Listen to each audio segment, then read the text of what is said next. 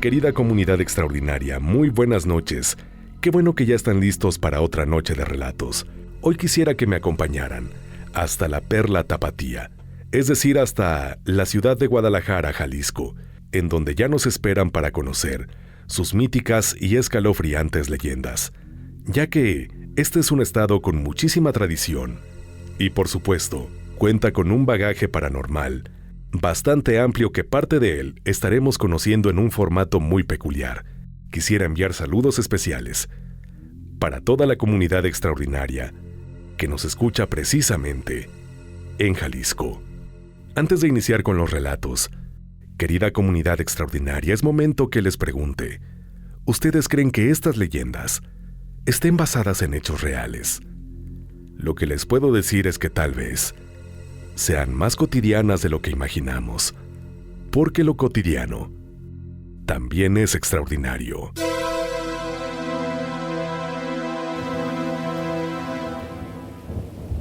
Nachito. Me llamo Ignacio Torres Altamirano, pero la mayoría me decía Nachito. Nací por allá a finales del siglo XIX. Desde el puro principio, algo andaba raro conmigo. A mí no me gustaba la oscuridad, tampoco los lugares cerrados. Desde que llegué al mundo, necesitaba tener siempre una luz prendida cerca.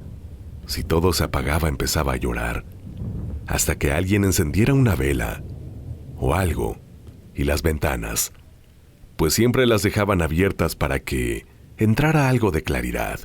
Mis papás no sabían qué hacer. Buscaron doctores, curanderos, consejos de todo tipo, pero nada servía. Siempre era lo mismo. El cuarto tenía que estar bien iluminado. Si no, no podía dormir. Cuando cumplí 1 año algo me pasó.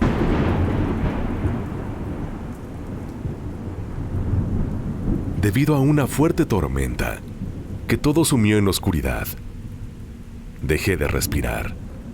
Después me llevaron a velar como se acostumbraba, y luego me enterraron en el Panteón de Belén. Pensaban que todo acabaría ahí, pero se equivocaron.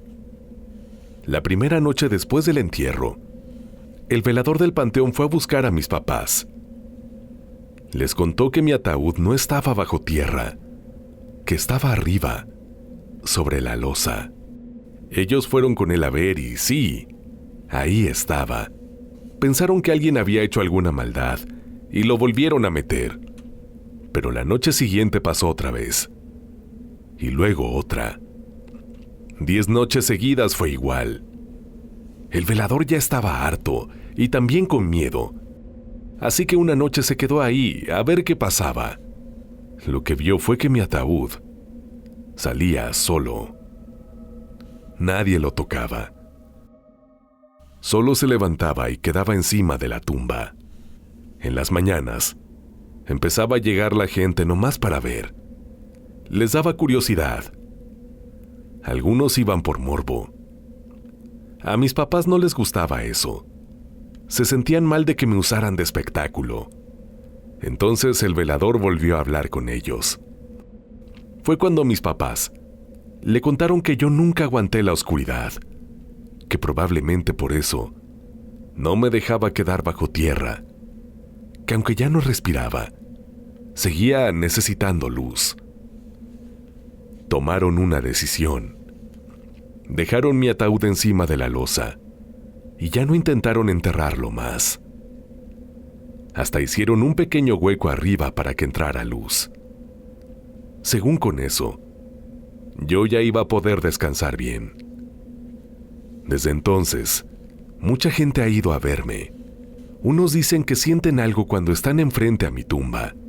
Otros me dejan juguetes o dulces. Dicen que es para que yo no les juegue ninguna broma. ¿Quién sabe? Cada quien tiene sus ideas. Ahí sigo, en el mismo lugar. Si un día pasan por el Panteón de Belén, échenme una visita. Y si traen algo en la mano, déjenmelo ahí. Dicen que me gusta. Aquí una foto de mi tumba.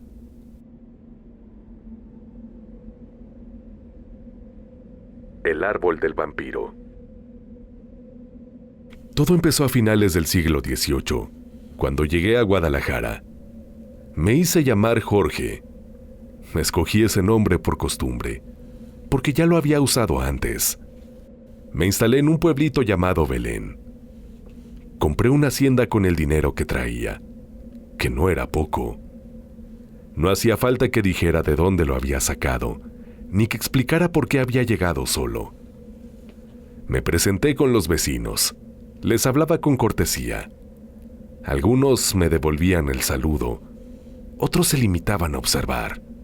La verdad es que nadie sabía nada de mí, y cuando me preguntaban de dónde venía, cambiaba la plática. No era por ser grosero, era porque no tenían por qué saberlo. Con el tiempo, eso empezó a causarles intriga. Algunos decían que les causaba desconfianza mi forma de vestir, siempre de negro. Otros se preguntaban por qué salía tan tarde a caminar, pero eso no me importaba. Al principio todo seguía tranquilo. Solo hablaban a mis espaldas. Decían cosas que no entendían. Pero una mañana, encontraron varios animales tirados por el pueblo. Estaban sin vida y no tenían una gota de sangre. Pensaron que era una enfermedad. Pero algunos ya comenzaban a sospechar otra cosa. Sobre todo los que ya me miraban con recelo. Pasaron algunas semanas y luego empezaron a aparecer personas sin vida. La situación se puso tensa. El pueblo estaba inquieto. Fue entonces que un grupo de vecinos decidió vigilarme. No lo dijeron abiertamente, pero yo lo supe. Puedo escuchar cosas que ellos no imaginaban. Esa noche me siguieron. Pensaban que me espiaban, pero ya sabía que estaban ahí. Entré a un callejón. Ellos me buscaron, pero cuando llegaron ya no me vieron. Uno de ellos se había rezagado. Lo tomé del cuello y le quité la vida. Los demás intentaron atraparme, pero huyeron despavoridos. No me atraparon. Se corrió la voz por todo el pueblo. Ya no había duda. Entre ellos, me llamaban vampiro. Después de eso, desaparecí por un tiempo. Me mantuve lejos, observando. En la hacienda, solo se veían a los trabajadores. Yo no salía. Sabía que estaban buscando ayuda. Y no tardaron en traer a un sacerdote. Lo llevaron hasta mi casa. Él no fue solo. Llevaban antorchas. Uno cargaba una estaca untada en agua bendita. Pensaban que eso sería suficiente. Una noche intenté alimentarme otra vez. Un vigilante me vio y corrió pidiendo ayuda. Vinieron por mí con linternas y gritos. Me vieron los ojos y eso fue suficiente para que se convencieran. Corrí hasta el panteón. Conocía cada rincón. Pensé que ahí no se atreverían a seguirme, pero lo hicieron. Me rodearon. Fueron muchos. Entre todos me tumbaron al suelo. El sacerdote me clavó la estaca. Lo hizo con fuerza. Mientras la enterraba, más y más grité. No por dolor. Lo hice para que todos me escucharan. Les dije que regresaría. Ahí mismo me sepultaron. Cubrieron la tumba con piedra y sellaron el suelo. Pero no sirvió de nada. A los pocos días, un árbol comenzó a crecer sobre mi tumba. No lo plantaron ellos. Salió solo. Las raíces rompieron la lápida. La tierra ya no estaba quieta. Este árbol nació de la estaca que me clavaron en el corazón. Ese árbol sigue ahí. Creció tanto que nadie lo quiso tocar. Dicen que si lo cortan, o si las raíces terminan de quebrar la tumba, yo volveré. Y tienen razón. Solo es cuestión de tiempo. Aquí una foto de mi tumba.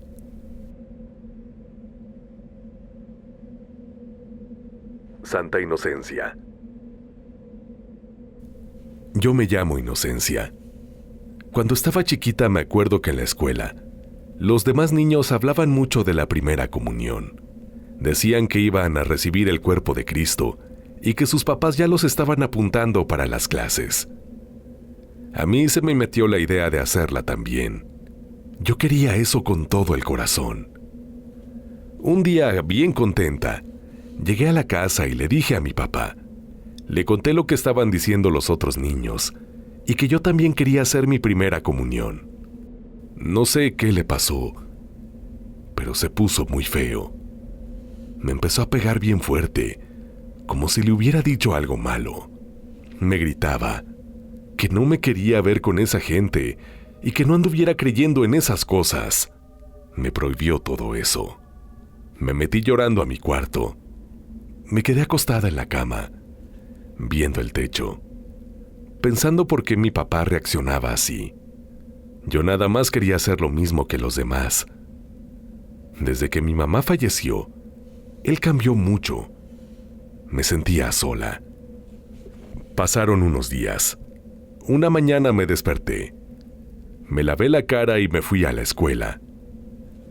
Al regresar, cuando ya iba llegando a la casa, escuché rezos y cantos que venían de una ventana cerca. Me acerqué despacito. Era una clase de catecismo. Me quedé ahí parada, escuchando, y luego me senté en una piedra. Empecé a repetir lo que decían y a copiar todo en unas hojas que tenía escondidas. Lo hacía calladita, sin que nadie me viera. Fui todos los días. Me aprendía todo de memoria, hasta que un día, la monja que daba las clases se dio cuenta. Dijo que escuchaba oraciones desde afuera y salió a ver. Me encontró ahí sentada, rezando sola con mi libretita. Me miró sin decir nada y luego me preguntó si quería entrar. Le dije que sí. Desde ese día me dejó estudiar con los demás niños. Ella me ayudó con todo. Me trataba bien. Me explicaba despacito para que yo entendiera. Pasaron las semanas y ya todos estábamos listos para la primera comunión. Yo estaba emocionada, pero no sabía si decirle a mi papá. Tenía miedo de que me volviera a gritar o algo peor. Pensé en no decirle nada. El día llegó. Todos íbamos vestidos de blanco con nuestras velas. Yo llevaba un vestido con encajes que la monja me consiguió. Ella fue la que se encargó de todo, porque con mi papá no podía contar. Ese día me sentía feliz. Por fin iba a ser mi primera comunión. Al salir me sentía diferente. Era una alegría que no había sentido antes. Decidí ir a la casa a contarle a mi papá. Ya no me importaba si se enojaba. Entré directo con mi vestido blanco. Lo busqué en la sala, pero no estaba. Me fui a la cocina y ahí lo vi. Estaba preparando algo. Me le paré enfrente y le dije que ya había hecho mi primera comunión, que ya había recibido a Cristo. Él bajó la cabeza. Pensé que no iba a decir nada, pero en un segundo, sin mirarme, se volteó y me enterró el cuchillo en el pecho. Yo caí al piso. No entendía nada. Solo vi cómo salió corriendo. No supe más de él. Dicen los vecinos que oyeron mi grito y entraron a la casa. Me encontraron tirada. Después llevaron mi cuerpo a la Catedral de Guadalajara. Y desde entonces, ahí me quedé. A partir de este trágico hecho, fui conocida como Santa Inocencia, y se dice que mi cuerpo no se corrompió. Aquí les adjunto una foto del mismo.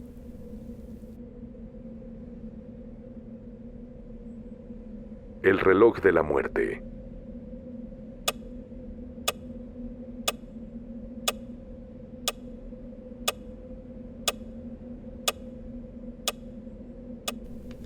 Yo, Juan Cruz Ruiz de Cabañas y Crespo, obispo de Guadalajara, sentí una profunda preocupación por los desamparados de nuestra ciudad. En 1805, impulsado por el deseo de brindarles refugio y educación, inicié la construcción de la Casa de Caridad y Misericordia, posteriormente conocida como Hospicio Cabañas. El arquitecto Manuel Tolsá diseñó el edificio, y bajo la dirección del alarife José Gutiérrez, la obra concluyó en 1810. Para embellecer la fachada principal del hospicio y dotar a la ciudad de un referente temporal, decidimos instalar un reloj traído desde Europa. Este artefacto, uno de los primeros en Guadalajara, se colocó sobre el pórtico vestibular de la entrada principal. Durante las primeras semanas, funcionó con precisión, marcando las horas y emitiendo campanadas que resonaban en todo el barrio de San Juan de Dios. Sin embargo, con el paso del tiempo, el reloj comenzó a presentar fallas inexplicables. Se detenía sin razón aparente, y al cabo de un tiempo, retomaba su marcha sin intervención humana. Al principio consideramos estas interrupciones como simples desperfectos mecánicos. Mandamos a revisar el mecanismo en múltiples ocasiones, pero los relojeros no encontraron anomalías que justificaran tales paradas. Fue entonces cuando las monjas encargadas del cuidado de los niños notaron una coincidencia aterradora. Cada vez que el reloj se detenía, uno de los pequeños internos fallecía. Las causas de las muertes eran diversas, pero siempre ocurrían en sincronía con las pausas del reloj. Esta observación llenó de temor a todos en el hospicio, pues parecía que el reloj anunciaba la llegada de la muerte. La atmósfera en el hospicio se tornó sombría. Cada tic-tac del reloj era un recordatorio constante de la fragilidad de la vida. Las monjas vivían en una angustia perpetua, temiendo la próxima detención de las manecillas y la pérdida de otro inocente. Los niños, aunque ajenos a la relación entre el reloj y las muertes, percibían la tensión en el ambiente y se mostraban inquietos. En medio de esta situación, una de las trabajadoras del hospicio, presa de una locura inexplicable, cometió un acto atroz. Ahogó a varios niños en un estanque cercano. Este suceso macabro intensificó la creencia de que aquel reloj estaba maldito y que su funcionamiento irregular era un reflejo de las tragedias que azotaban al hospicio. La comunidad de Guadalajara comenzó a murmurar sobre el reloj de la muerte. La reputación del hospicio se vio afectada y muchos evitaban pasar cerca del edificio al caer la noche. Las campanadas, que antes eran símbolo de orden y puntualidad, se convirtieron en presagios de desgracia. Finalmente, en 1952, las autoridades del hospicio, atendiendo a las súplicas de las monjas y de la comunidad, decidieron retirar el reloj de la fachada. Algunos dicen que fue destruido para evitar que su maldición continuara. Otros aseguran que fue escondido en algún rincón de Guadalajara, lejos de las miradas curiosas. Tras la remoción del reloj, la paz pareció regresar al hospicio. Las muertes inexplicables cesaron y la vida cotidiana retomó su curso. Sin embargo, la leyenda del reloj de la muerte perduró en la memoria colectiva de Guadalajara, recordándonos que, a veces, el tiempo puede ser un mensajero sombrío de destinos inevitables. Hoy, el Hospicio Cabañas se erige como el Instituto Cultural Cabañas, Patrimonio de la Humanidad reconocido por la UNESCO desde 1917. Aunque su función ha cambiado, las sombras de su pasado aún susurran historias de tiempos en que un reloj marcaba no solo las horas, sino también el final de vidas inocentes. Manuelita. A mí me tocó llegar al Hospital Civil de Guadalajara en el año de 1940. Todavía olía a cal recién puesta en las paredes, y los pisos brillaban porque el aseo era diario, a balde y escoba.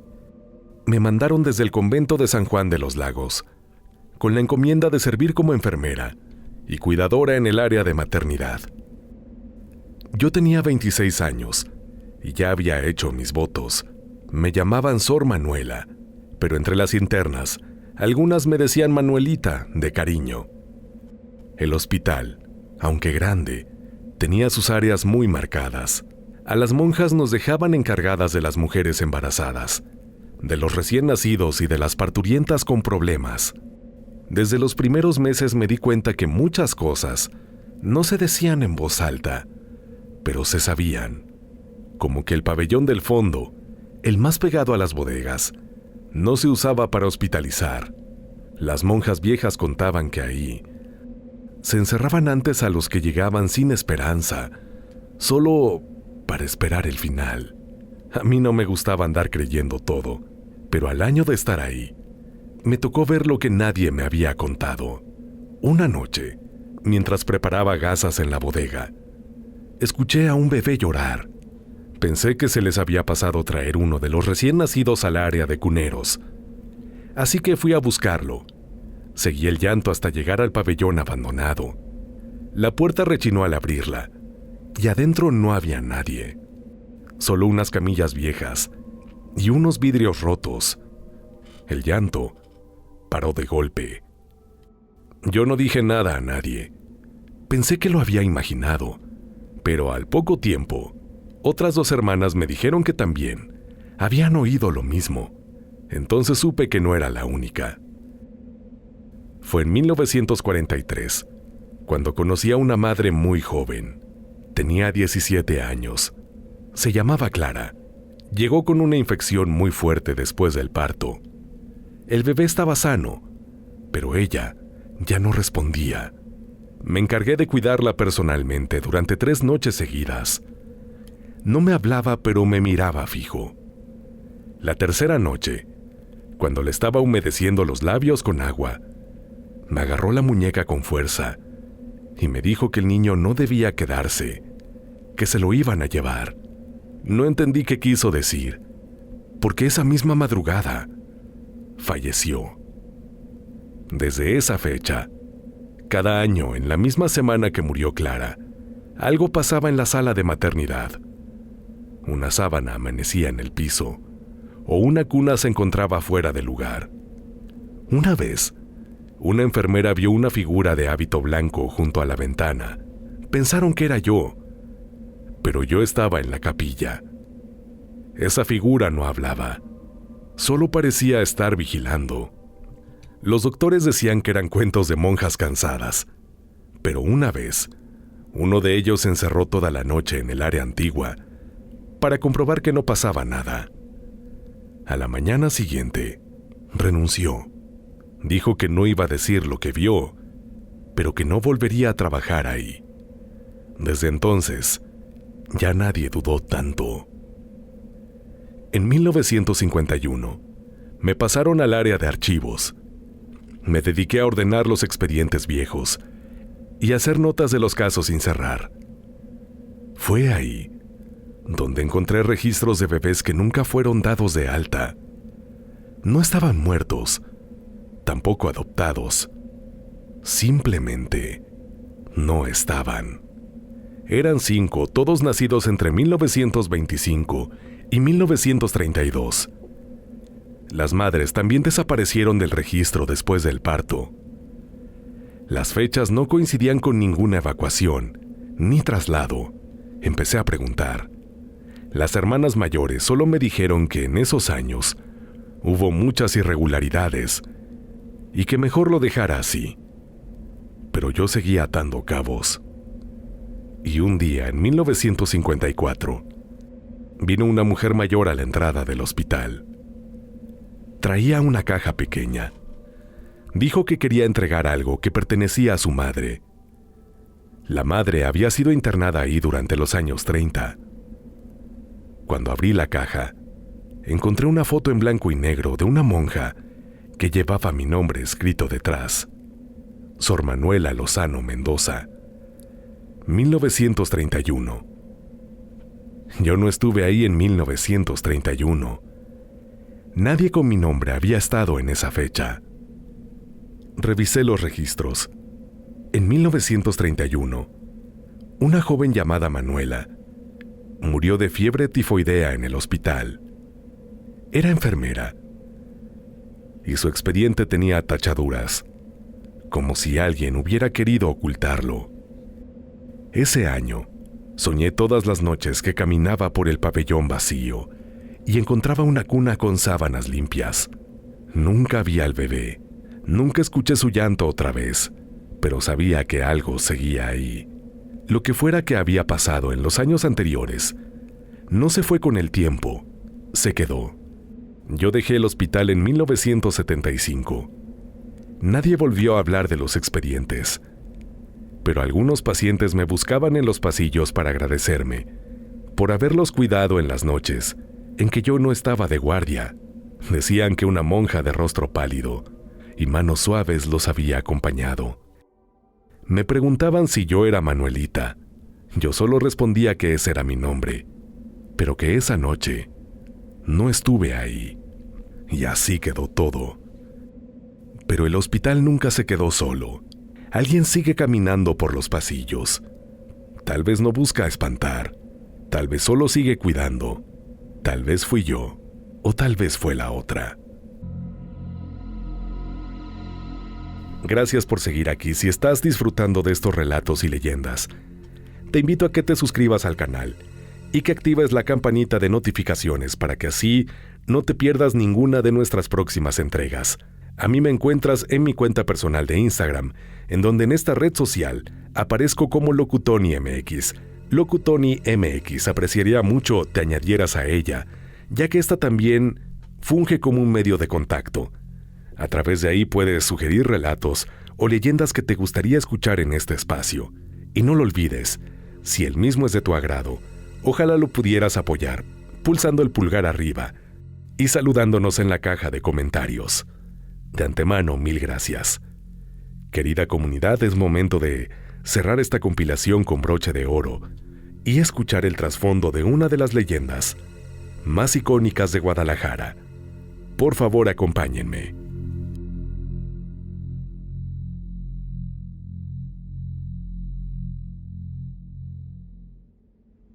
El charro negro.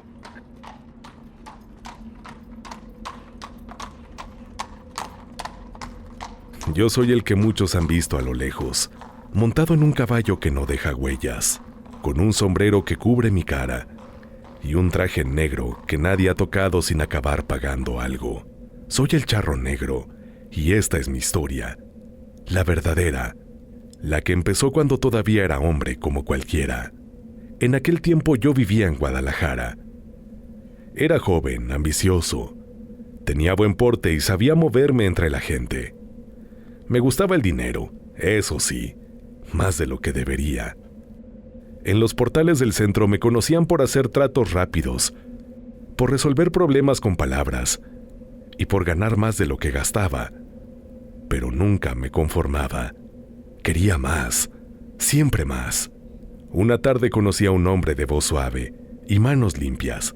No dijo su nombre, solo me ofreció una bolsa con monedas y me dijo que, si la aceptaba, no me iba a faltar nada.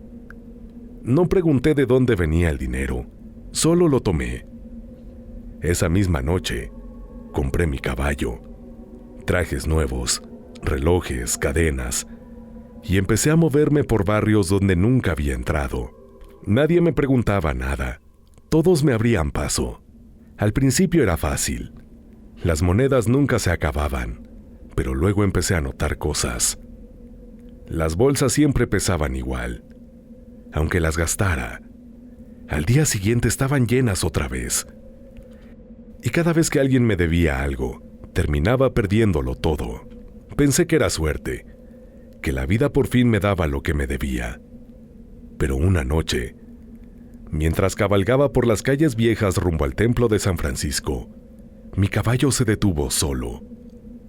Vi al mismo hombre esperándome frente a la fuente. Me dijo que ya era hora de pagar lo que me había dado. Le pregunté cómo y solo me dijo que ahora yo tenía que buscar a otros, que tenía que ofrecerles el mismo trato que él me ofreció a mí y que cada que alguien aceptara, Yo iba a poder descansar un poco. Al principio no entendía, pero pronto me di cuenta que estaba atrapado. Ya no podía entrar a mi casa. Mi madre no me reconocía. Mis amigos me veían con miedo. Fui al panteón de Mezquitán, buscando al sacerdote que me había bautizado. Quería confesión, pero cuando entré a la capilla, el crucifijo se cayó al suelo. Desde entonces camino por Guadalajara. Me muevo por los mismos barrios donde antes hacía tratos. A veces me dejo ver cerca del Hospicio Cabañas. A veces en las orillas del río. Siempre a caballo. Siempre de negro. Hay quienes que me han visto ofrecer monedas a personas con deudas, a jóvenes sin rumbo, a viejos cansados. Algunos aceptan, muy pocos, y cuando lo hacen, yo descanso unas horas, pero nunca es suficiente. Recuerdo a un joven que conocí cerca del mercado San Juan de Dios. Tenía a su madre enferma y necesitaba dinero para operarla. Le ofrecí la bolsa. Me preguntó qué tenía que hacer a cambio. Le dije que solo recibirla. Dudó un momento, pero luego la tomó. 3 semanas después su madre se curó. Él abrió un negocio y se volvió conocido, pero empezó a tener pesadillas. Veía sombras, escuchaba pasos detrás de él. Un día en la madrugada, fue a buscarme a los Arcos de Vallarta. Me pidió que le quitara la carga. Le dije que ya no se podía, que ese trato no tenía marcha atrás. No me gusta lo que hago, pero no tengo otra salida. Hay noches que me detengo frente al Templo del Carmen, esperando que alguien me vea y me pregunte qué ofrezco. Algunos huyen, otros me ignoran, pero siempre hay uno que se acerca. Y cuando lo hace, yo le extiendo la bolsa. No puedo tocar la tierra bendita. No puedo entrar a una iglesia. Tampoco puedo descansar. Solo sigo cabalgando por las calles empedradas, por los callejones detrás del Teatro Degollado, por los caminos que cruzan hacia Tlaquepaque, siempre buscando, siempre esperando que alguien más tome mi lugar. La gente cuenta la leyenda. Dicen que el charro negro se aparece a los codiciosos, que quien lo ve debe rechazarlo sin hablarle, y es cierto. Es porque yo ya no tengo otra forma de seguir. Porque si no paso la carga, voy a seguir aquí, dando vueltas por Guadalajara, hasta que la última alma me escuche y diga que sí.